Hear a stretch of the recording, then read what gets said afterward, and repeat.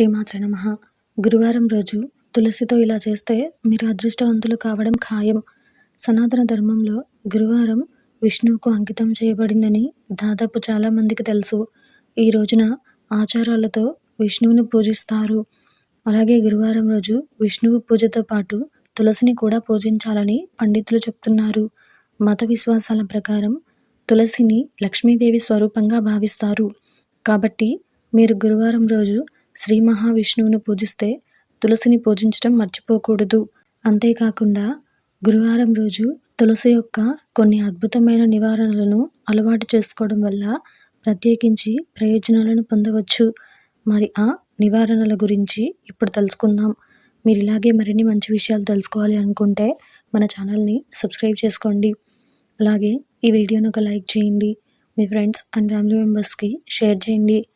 ఇంకా విషయంలోకి వెళ్తే, మీరు ఎవరికైనా డబ్బు ఇచ్చినప్పుడు వారు తిరిగి ఇవ్వకుండా ఇబ్బంది పెడుతూ చాలా కాలంగా డబ్బు మీ చేతికి రాకపోతే శాస్త్రంలో సూచించిన ఈ పరిహారాన్ని పాటించాలి.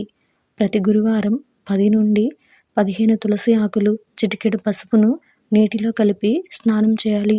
ఇలా చేయడం వల్ల మీ డబ్బు తిరిగి వస్తుంది. అలాగే డబ్బు సంబంధిత సమస్యల నుంచి ఉపశమనం పొందవచ్చు.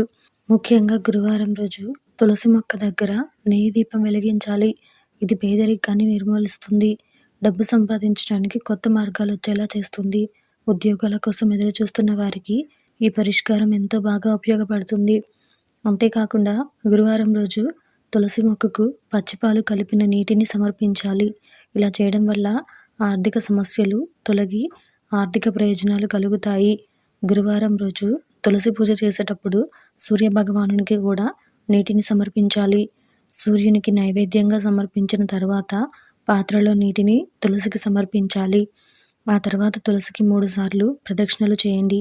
ఇలా చేయడం వల్ల సానుకూలత వస్తుంది. అసంపూర్తిగా ఉన్న పనులన్నీ సకాలంలో పూర్తవుతాయి.